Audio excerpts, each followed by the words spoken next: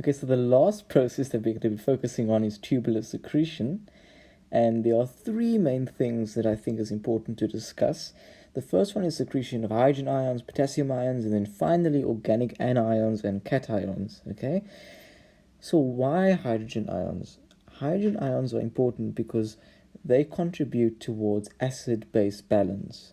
So if you have too much or too many hydrogen ions inside your bloodstream, you're going to have a very acidic environment, which can be very harmful towards your homeostatic systems.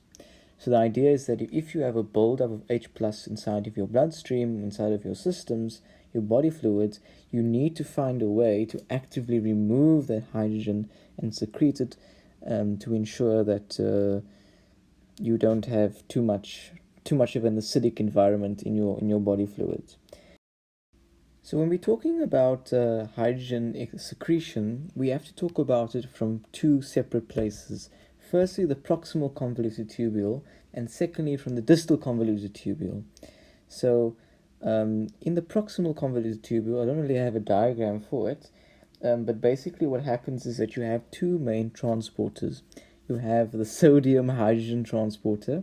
So when sodium leaves the cell, it is an antiporter which combines with hydrogen. So you have a sodium hydrogen transporter, and there's also a hydrogen ATPase pump. So this uses energy to actively pump hydrogen into the luminal side. So if this is the lumen, it will actively pump the hydrogen into the lumen, and the sodium hydrogen one is going to be moving sodium out and moving hydrogen in. So these are both ways of ensuring that hydrogen enters the luminal side and is excreted in the urine.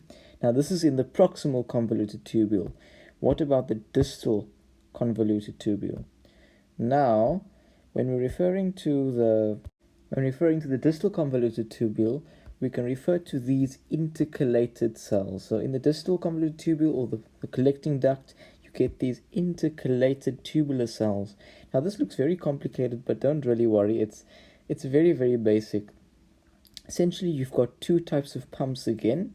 You've got the hydrogen ATPase pump, but instead of having a hydrogen sodium pump, a hydrogen sodium channel, you've got a hydrogen potassium ATPase channel. So this is potassium that is now entering the cell, and then this hydrogen is going to combine with chloride, bicarbonate, to form carbonic acid, which is released into the fluid. The water is reabsorbed to form hydrogen again, which is then excreted, and it's a whole positive feedback process. But basically, the water that is releases hydroxide, which combines with carbon dioxide, which is a product of cellular metabolism, to form bicarbonate ions, and those bicarbonate ions enter the bloodstream, combining with chloride and antiport system.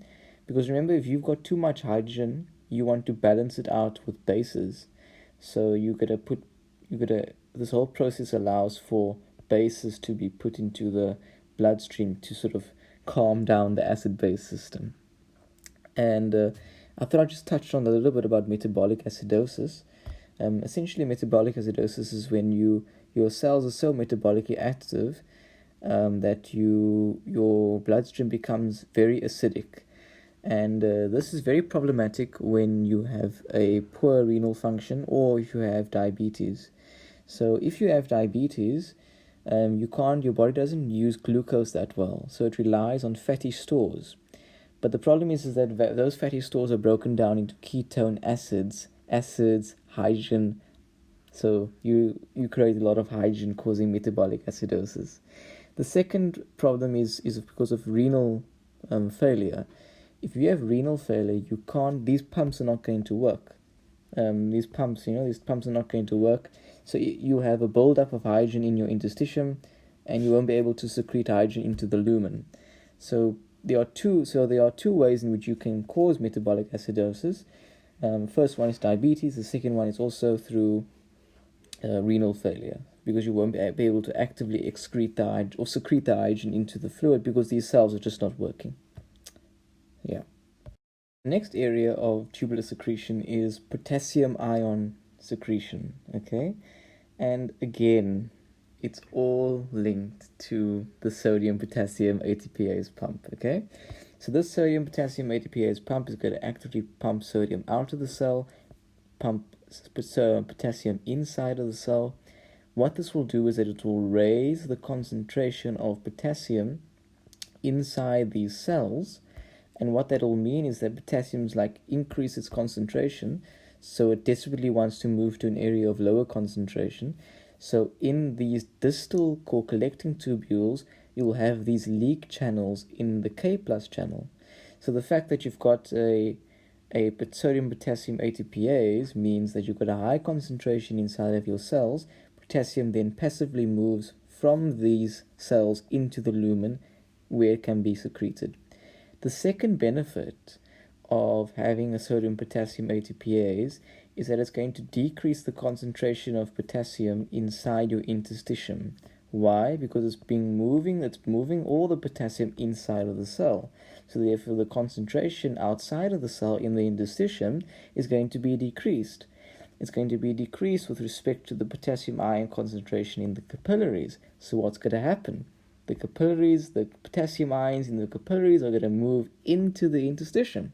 But if they're moving into the interstitium, they can be picked up by the Na potassium ATPase again, and they can move. So there's a whole positive feedback situation that's happening here, which ultimately leads to K plus secretion.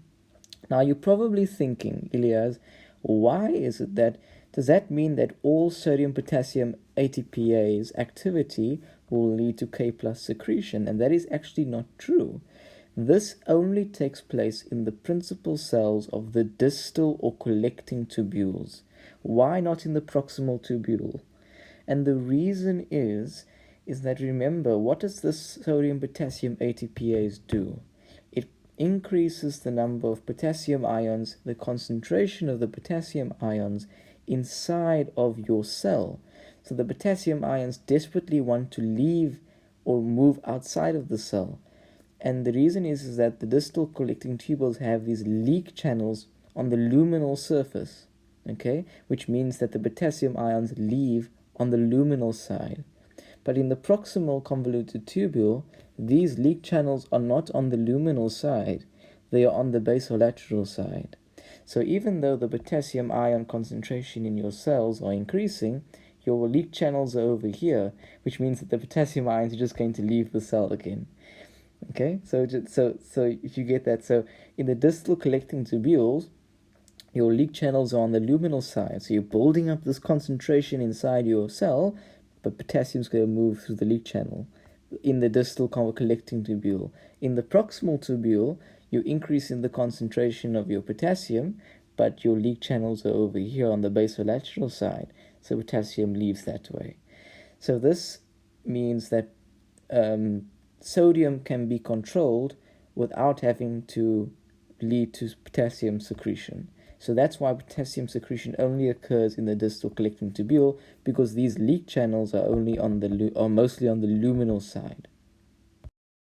Okay, the last aspect for tubular secretion is organic ions and cations, and these are broken up into three main sections. The first one is what I call blood-borne chemical messages.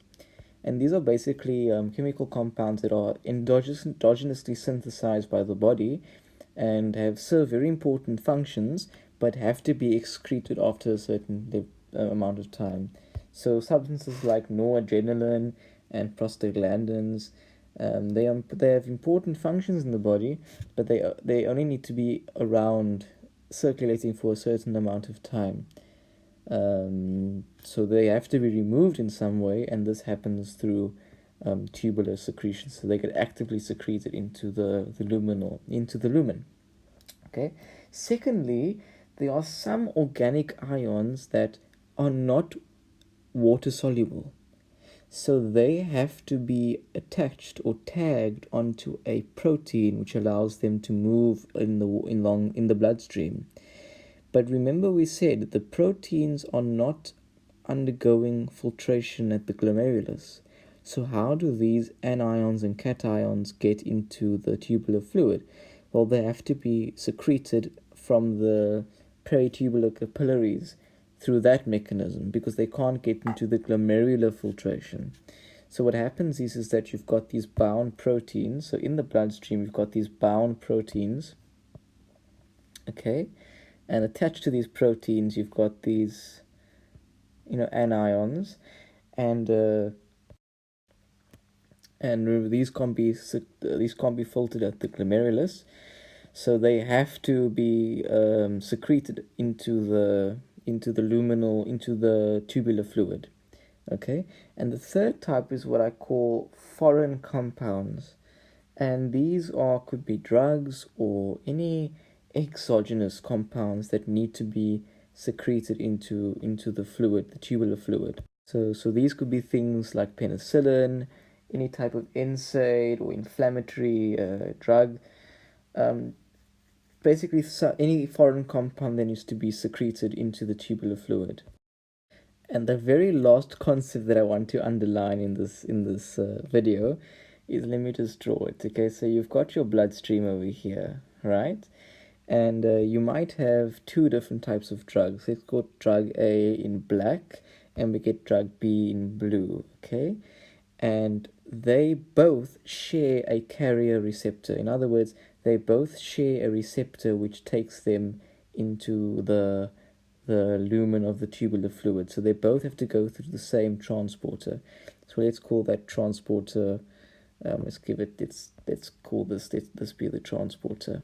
Okay, so because they share the same transporter, they are going to be competing for binding sites on that same transporter.